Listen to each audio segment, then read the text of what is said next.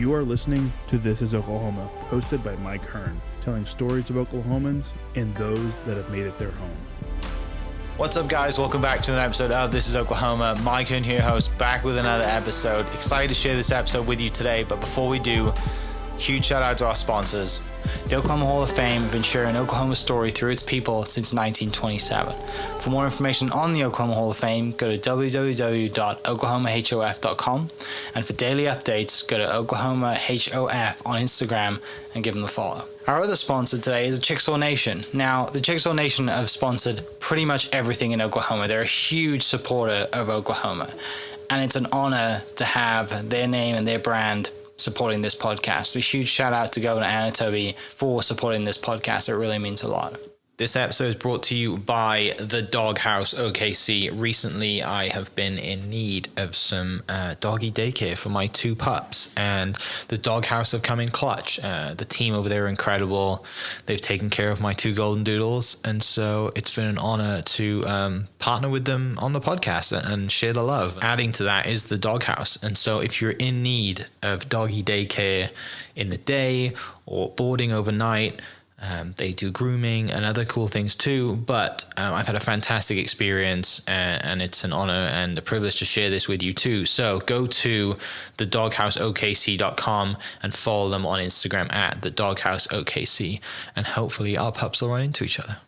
If you're looking for a way to make a real difference, check out Bethany Children's Health Center. They're helping children reach their full potential as a leader in pediatric rehabilitation. They're also building a new outpatient center of excellence, and it's going to be a landmark right on Route 66. Want to learn more or even schedule a tour? Just head to bethanychildrens.org and click on the Ways to Give tab. That's bethanychildrens.org. What's up, guys? Welcome back to an episode of This is Oklahoma. Mike Hearn here, host, back with another episode. We're down at Bethany Children's Health Center today. Place is moving along. Construction is happening right on Route 66. Route 66 Centennials next year. It's going to be a really cool thing outside for you to come and stop, take pictures at. Caterpillar, if I remember correctly. Can't wait to see it. But if you've driven down Route 66 down 39th Street in Bethany, Oklahoma, you would have seen this incredible facility. It's only getting better, and excited to dive into some stories today. But it gives me great pleasure to introduce to the podcast Albert Gray, Carol Gray, legends of this building, this area, everybody listening. There's going to be a lot of people that know you guys, know your story, excited to dive into it. But instead of me introducing you and telling people about you, I would love to hear you do it yourself, because you're far better at it than I am. So, who would like to go first? Well, let's see if I can go first. Grew up in Low-Keeb, Oklahoma, and I could roller skate. We lived right on Main Street, so I could roller skate down Main Street by 5 o'clock because all the cars are gone. About 200 people there lived there. Had some incredible parents that loved us. They loved each other and they loved God. And I think that's the roots of who we are. They went through the Depression. They taught basic principles of loving God first and loving people and having a generous spirit. So it was a fun growing up time. I'm a 50 model, 1950 model. Albert's my baby brother, 3 years later, right? I'm a 1953 model from that same small town. When I was looking at Wells' map, I don't think you had a small town like our small town, even though you have some.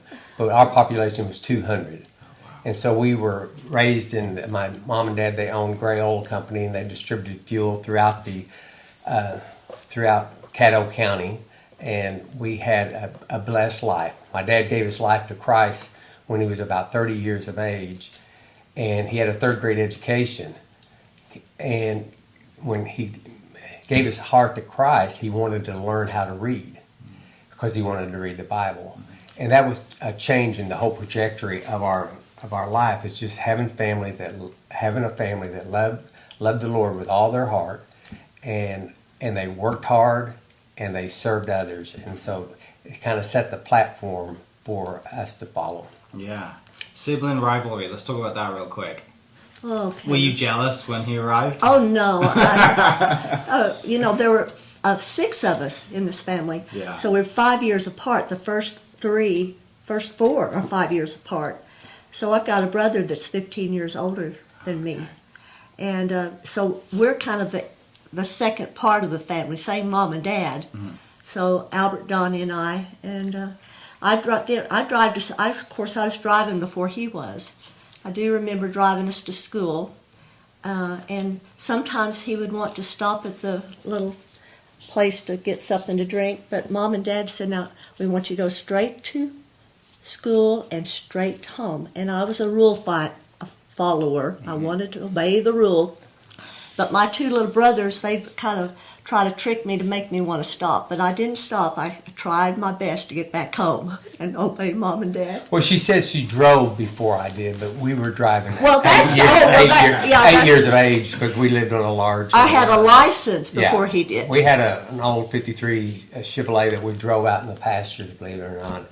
And so we were driving at a very early age and driving tractors and different things like that. That's true. But that's enough of the history. Yeah. I mean, we had a blessed life. Yes. So how do you get tied into Bethany, Oklahoma, and this area and this mission? From my perspective, what happened to me is that when I was 23 years of age, I worked as a forensic chemist for the Oklahoma State Bureau of Investigation. Graduated from Southwestern State University with a chemistry degree. And then coming from the family that we came through from, I was always entrepreneur and wanting to do different types of things. And so you can call them coincidence, and when you read the book about the legacy of hope, you'll find the story in more details. But God knew He had a plan for us. So I ended up in Lawton, Oklahoma, as a forensic chemist. And Carol was volunteering here at the Children's Center as volunteer coordinator in 1977. And they was getting ready to close down the Children's Center. And they needed somebody that had a license to help finish out that school year. And what happened is that she was already here, and she felt she was called by God. And we know Maddie Mallory was called by God to be here.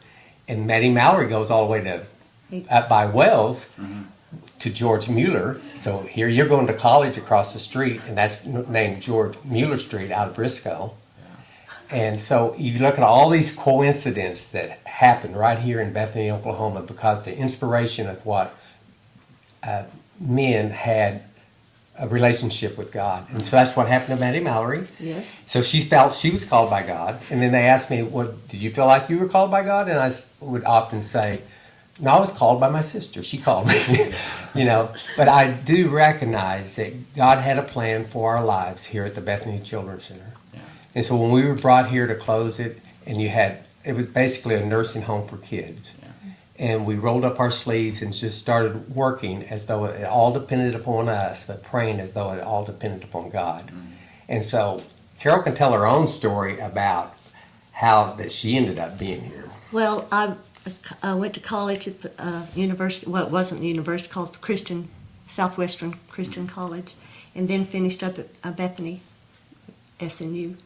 And I'd drive by, and it was just, my heart would be drawn. And so when Albert was in Lawton, he talked about being in Lawton, and he was coming up to Oklahoma City to go to church. He said, would you like to go to church with me? I went to church, and the man sitting behind us was the superintendent of the Children's Convalescent Center. That's another one of those coincidences, right? And I talked to him after service. I said, I don't know what it is, but my heart's always been interested in that place. So I started as volunteer coordinator.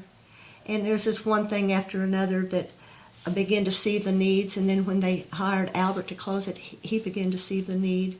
And our hope was that there was surely something we could do to save it. And it really was just roll up your sleeves and depend on God. But one of the first things he did a lot of first things, but had a vision. He's the visionary guy.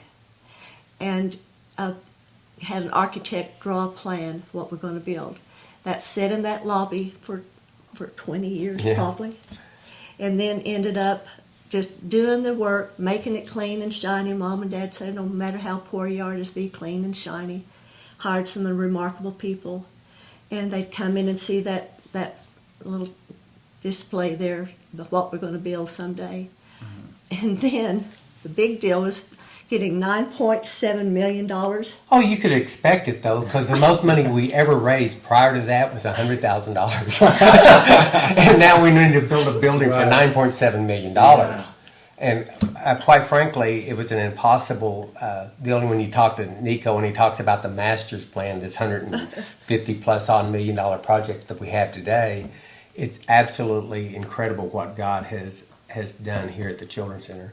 So we said in the book I talked about if you asked me to go duplicate this, you can't go. I couldn't duplicate it. You couldn't. This would not have happened if God did not have His hand on the Children's Center. The same way that George Mueller in Briscoe started the orphanage, the same way that Reese Howe from Wales started his ministry of intercessory prayer that was influenced by George Mueller. Yeah. That same God that brought us Jesus Christ for our salvation is the same God that has had His hand on this Children's Center for many years. Yeah. And I feel blessed that I had the opportunity to absolutely. just serve a little piece of this history starting back from 1898. Yeah. And that's what we actually talk about in our book is just how God actually was able to use us, Right. but nevertheless, it is how God helped save the Children's Center and how He keeps His hand upon these kids. When you mention George Mueller, it makes me think one of his quotes is, to prove to a doubting world that God will provide. Well, Maddie, too, believed that God would provide. And here we are over 125 years later, Yeah. still sitting on Mueller Street where God continues to provide for this work. So it really is an amazing story. There's so many similarities about prayer. It was very obvious. An interesting thing to me is that we found out that Maddie was the editor of a publication called The Guide. So contacted the Library of Congress and was able to get the microfilm and copy all her articles. So all these things that we're promoting here and telling of the history, and even in that book, is a lot of her own quotes, which is very interesting to hear what she felt. What leads you to put all this into a book, this amazing history, this great story? What leads you now to decide to do this book? I think there was a lot of things that inspired it. I've journaled for all these years, and I think I was inspired to journal because of what I found out with Maddie's, all that she had written. Mm-hmm. And it was like a treasure.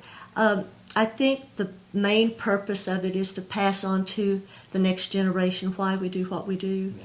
If we lose that, if we lose the foundation of what keeps this going, it will change. Yeah. And so it really is a testament of God's intervention from day to day. And I was actually walking down the hall and sharing a story about God's faithfulness, and this sweet little lady in nutrition said, "Carol, you need to write a book."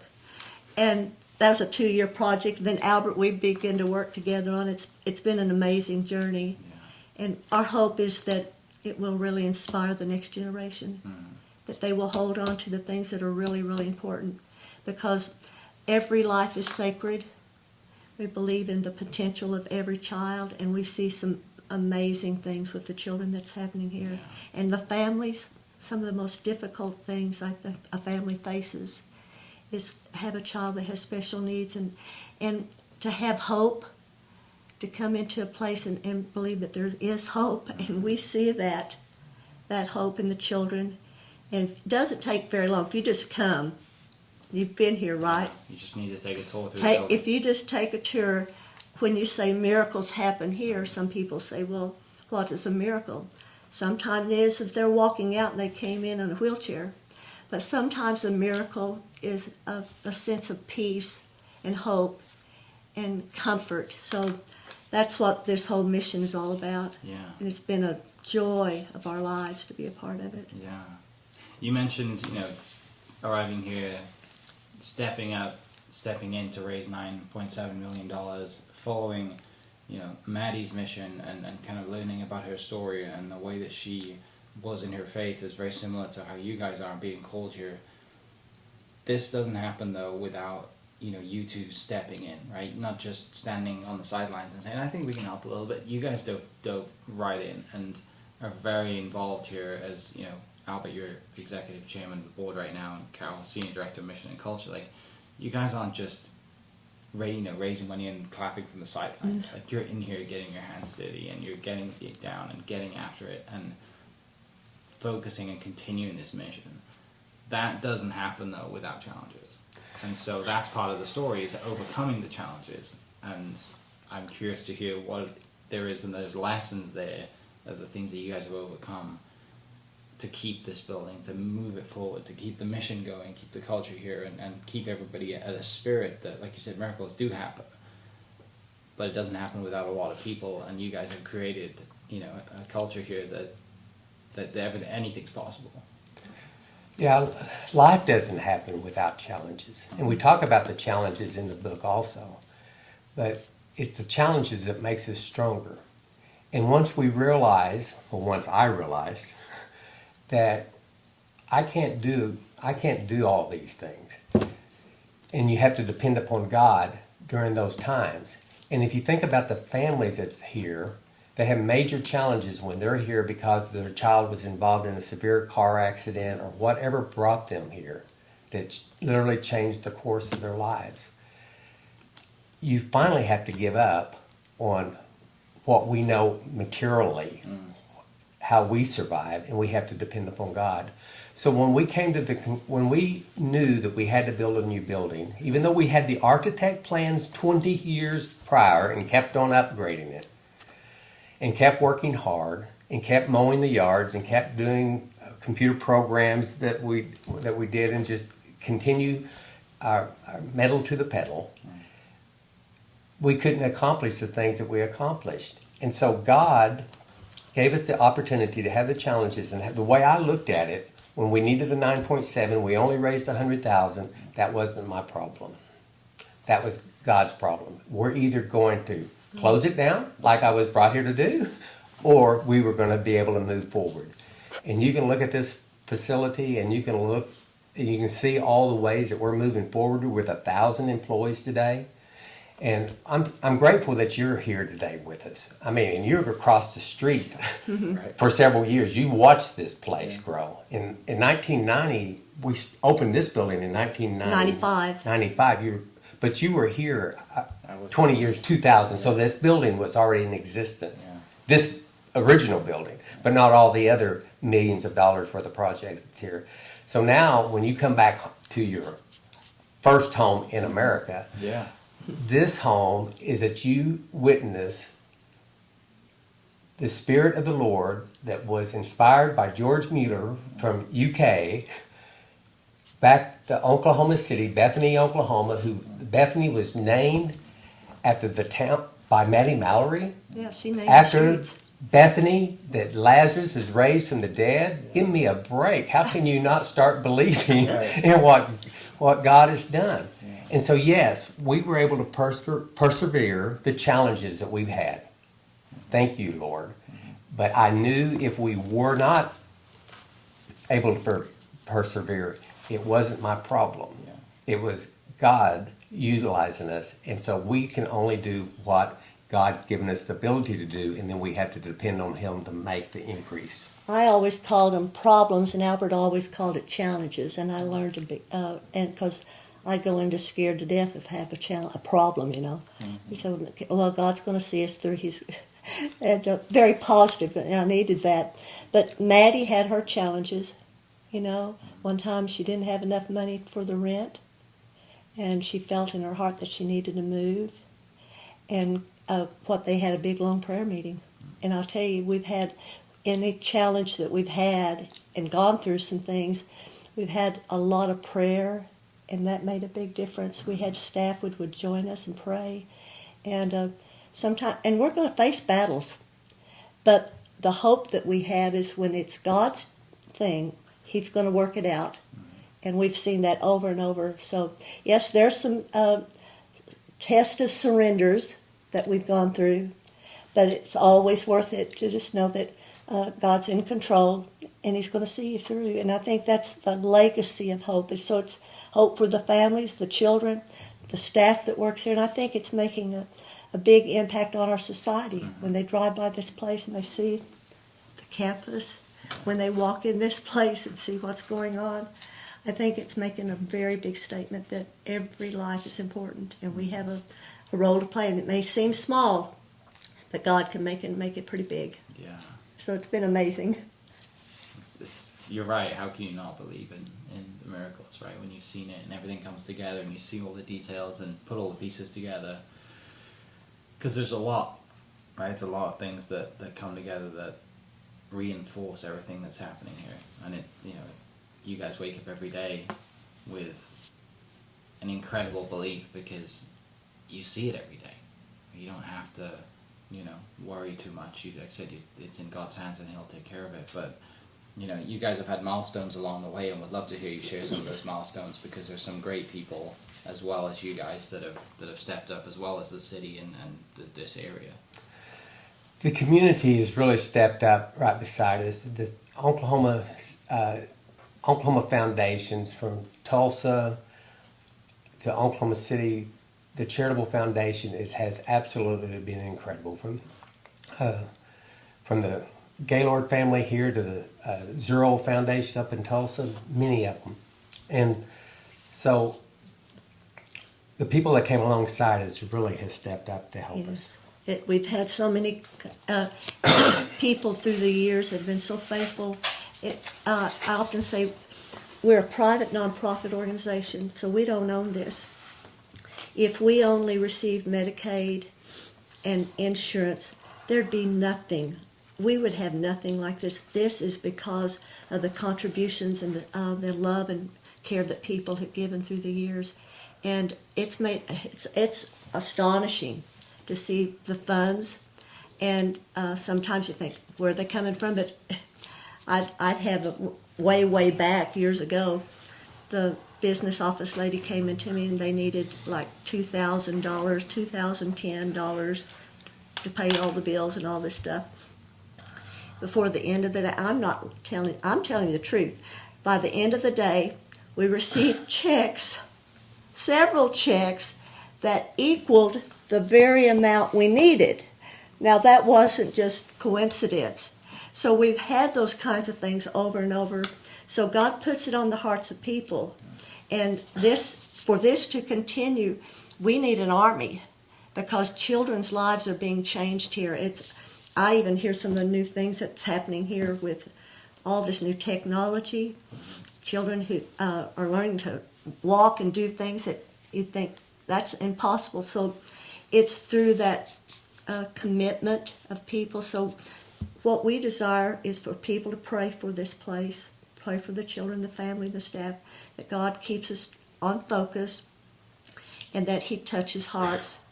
We have a mission right here in Bethany, Oklahoma. There's so many wonderful missions throughout the whole world, but it's a worthy cause. I really feel like this is a sacred work. It's God's work. It's a sacred work. If you're going to read about the success of the Children's Center, the first book you want to read is the George Mueller book, From Your Country. Okay, it is a fantastic book, and this happens to be yours. I'm giving it to you. Thank you so much. And so there's the history of the Children's Center and how God provides is written in this book, and that's exactly what she's talking about. And that story goes over and over again. And it's hard for you to really comprehend that. Did this really happen? It's hard to believe what happened in United Kingdom back in the day of George Mueller, but it really did happen. And Christ continues to show Himself in our society today, yes, if we just open up our eyes and allow us to see Him. But it's going to happen. It's not coincidence. It's not a coincidence that you're here today. It's not a coincidence that the Children's Center is doing the things that it's doing. God has a plan for each and every one of our lives. Yeah. So the book is discussing, how 127 years have been celebrated here, and all the proceeds of the book, right, are going back to the facility. Yeah, Carol and I had the opportunity to fund the book ourselves, And then we had the opportunity to give all the rights of this book to the Children's Center. So any money that this book raises, it's going to go back to the Children's Center. And we want your podcast to bring people out to the Children's Center. We want you to be one of our ambassadors and give some people tours of this place. And we want your audience to be ambassadors for the Children's Center. That's what we want. Just because you can listen to the podcast and listen to us tell stories, but you will feel it when you're here. You have to come see it. You have to come see it. And once you do that, then God takes care of the rest of it. And so that's what we want your audience to do. We want people to get on. We personally, and even as an organization, we want people to find the Lord by the way that these 1,000 employees are serving the children, and find Jesus Christ by the way that we treat each other. And we're not a perfect organization by any stretch of the imagination, and we're not perfect people by any stretch, but we're forgiven people. And so it's by the grace of God that we're here today and have this opportunity to share the story that we've had for almost 50 years. Almost 50 years. Almost 50 years here at the Bethany Children's Center. Yeah, it's amazing. And Carol, you mentioned some of the things that the kids have here as facilities. I mean, the walking swimming pool we have, right? There's only 2 in the state. Yes, amazing, isn't it? You got the full access baseball court you have out, baseball field diamond you have outside. You got the interactive space, right, for kids who are getting ready to breathe into the world, and have the school bus and the playground and the prom night and all the other things that we've talked about in the past, and having you guys on and people from this organization. But you're right.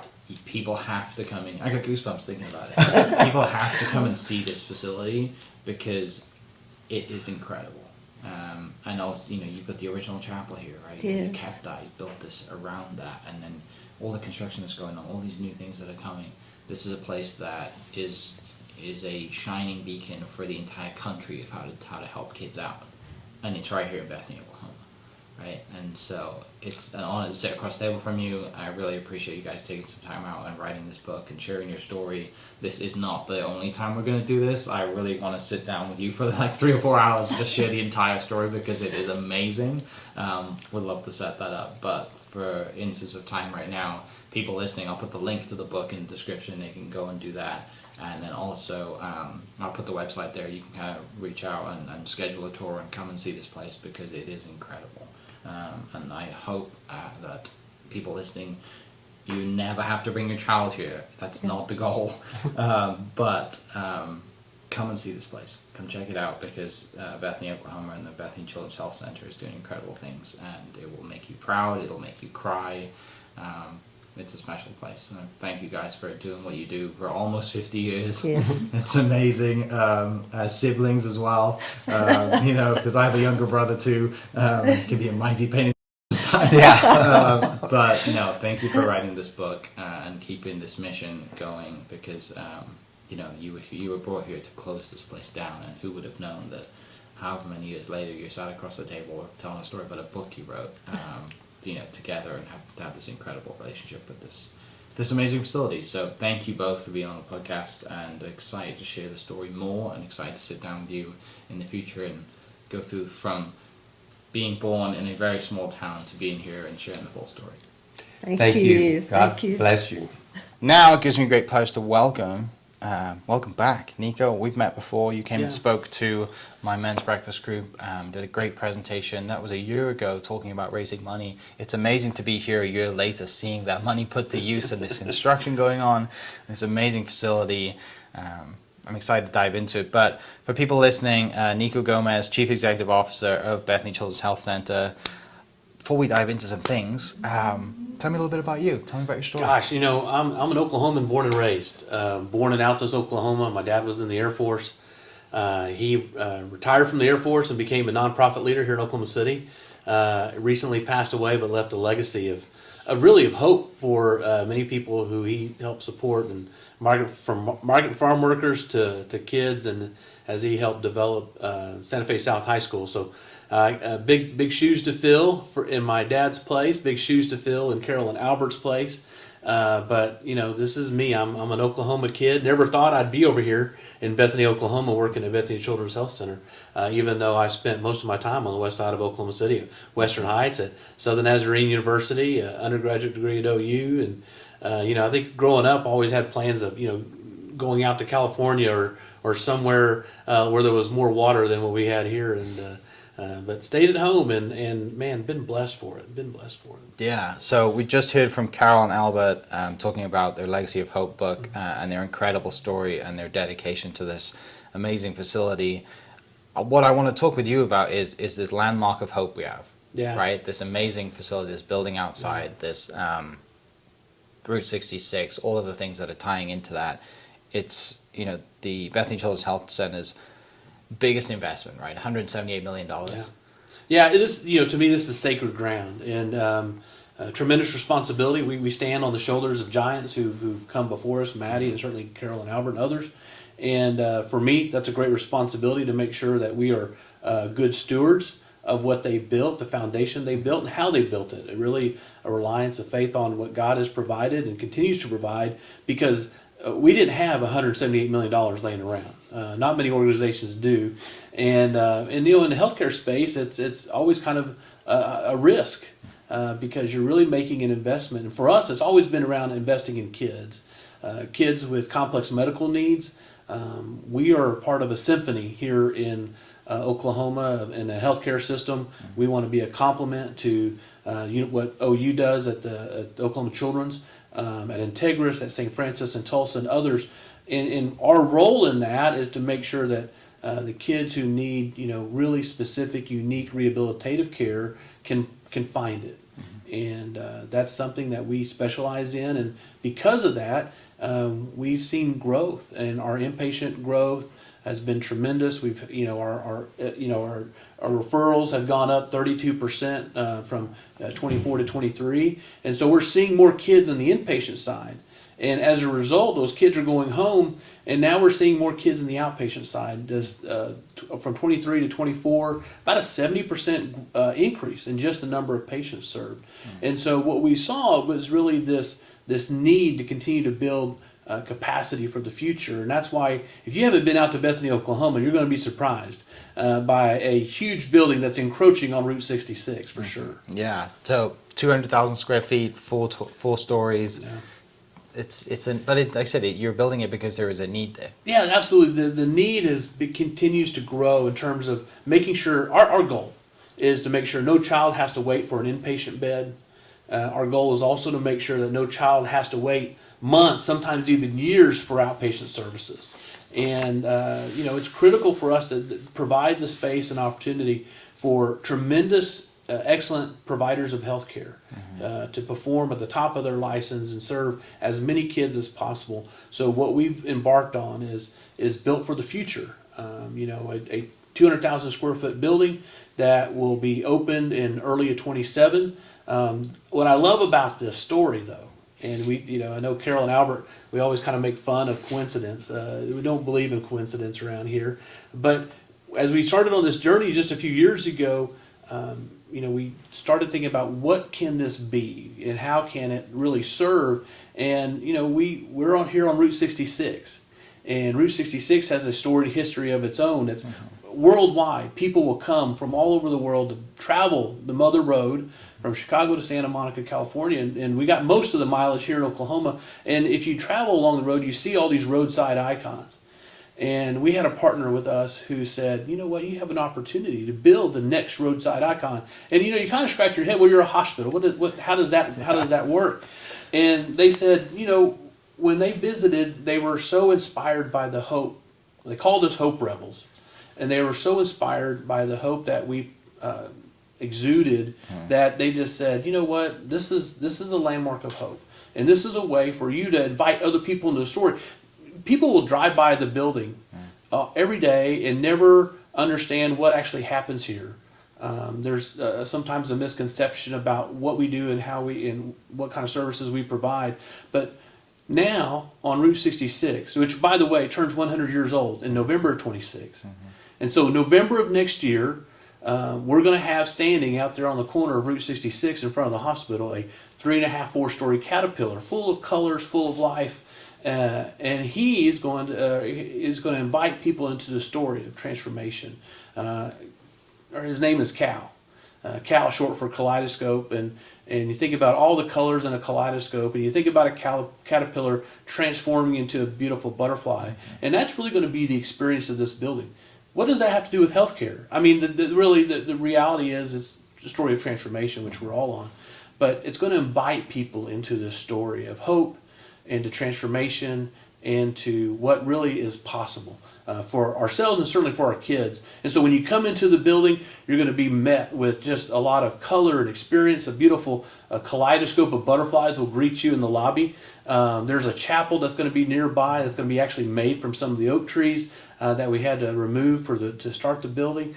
And for us, it's about creating space for growth, space for the latest and greatest technology that's available to bring to our kids in Oklahoma. We serve kids from all over the country, but we certainly want to make sure that we serve our kids in Oklahoma well, and make sure they have access to the equipment, the technology, in the hands of our providers, so they don't have to go to Baltimore, so they don't have to go to California or Texas or whatever the case may be.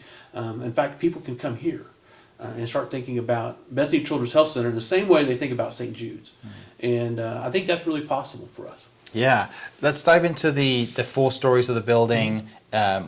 What's on every story? What are some of the special programs and everything you have for the kids to really elevate this experience, so they don't have to, like you said, go elsewhere? They can come right here. Well, the first floor is going to be really kind of an area where we're going to do community and education.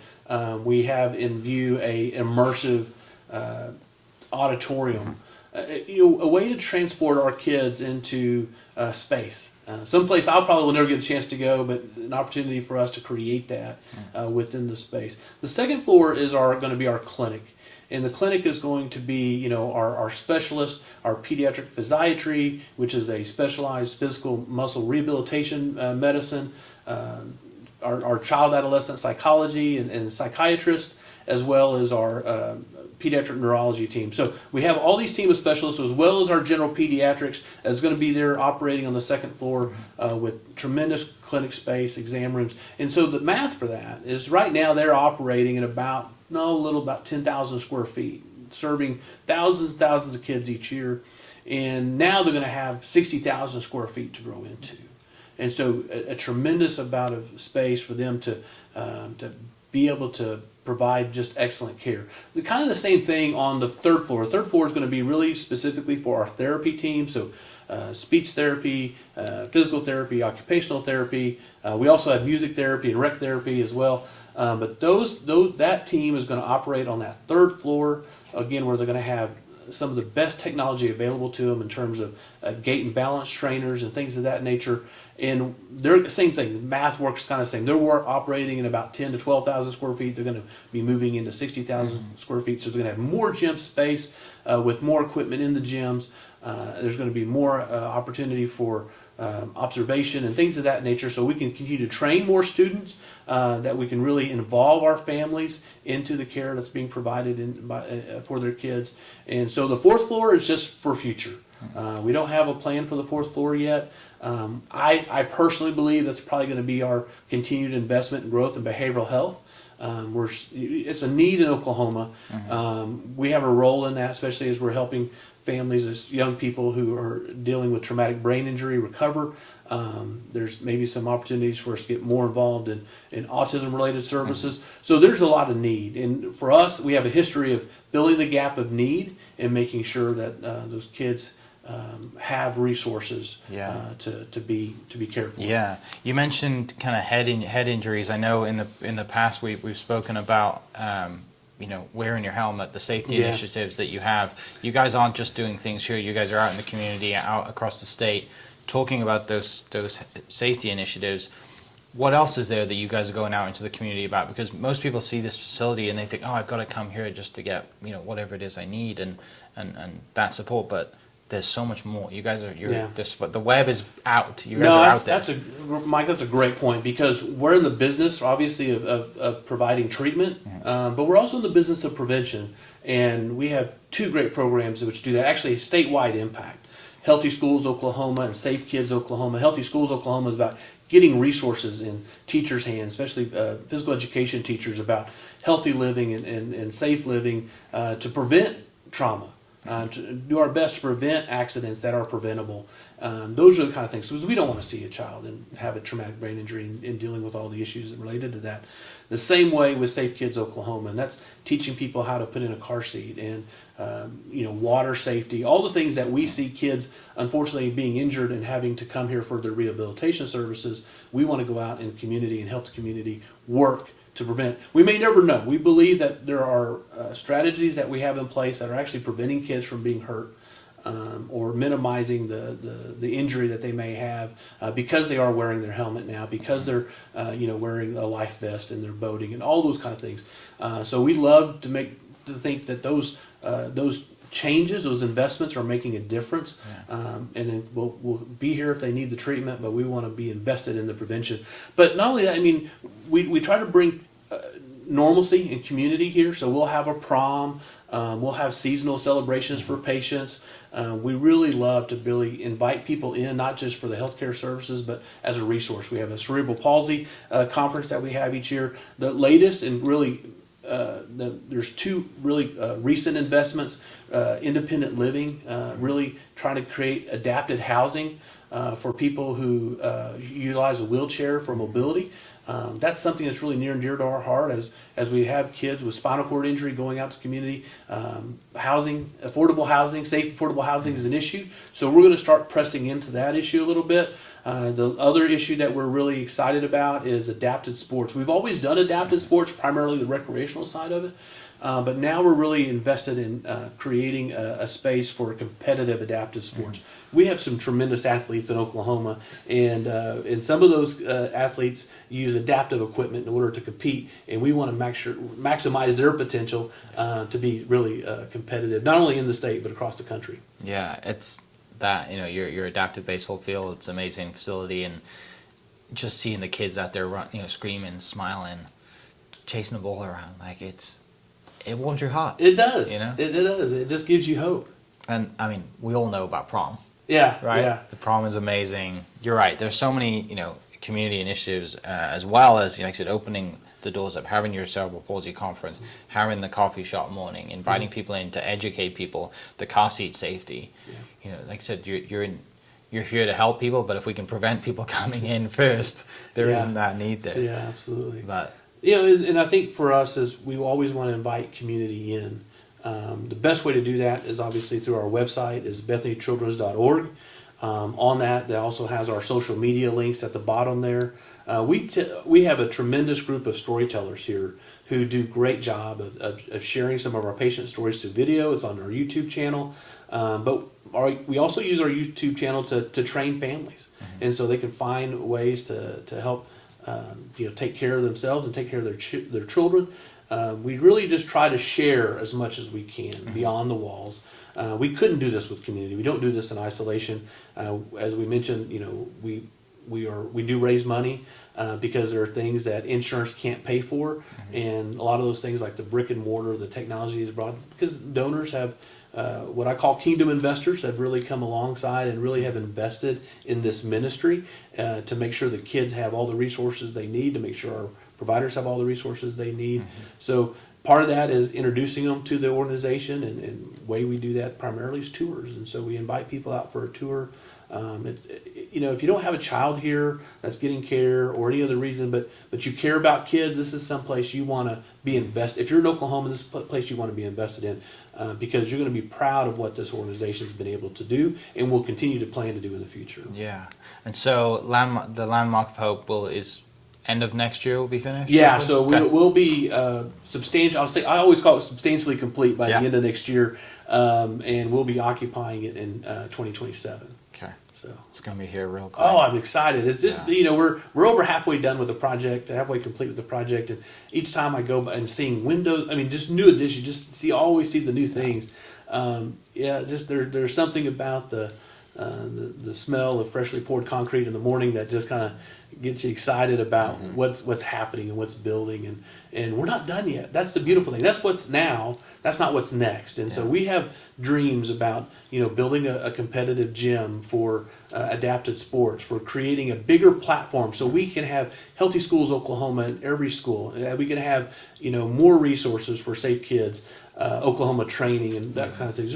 There's so many plans that we have. Again, we won't do it by ourselves. We'll do it because people who have invested in us, but also in partnership, because we don't want to duplicate anything that Oklahoma Children's is doing or Integris is doing or anybody else. We want to be a complement to what everything else is happening in the community. There's some really good things happening in this space. Yeah, and 127 years of history. Over those 127 years, this place has evolved. This place has always raised its game to meet the new needs every decade and continues to do that. And so I'm excited to hear about your future plans. It's a special place, and this cow on the side of the building, 4 stories high, is going to be a sight to see. I'm excited for people to see. I'm excited to drive by and watch people stopping to get out and to take a photo in front of it. The whole building, that's the thing I'm most nervous about, is Cal looking right. That's the thing. Right. Cal has to look right. Yeah, he does. Absolutely.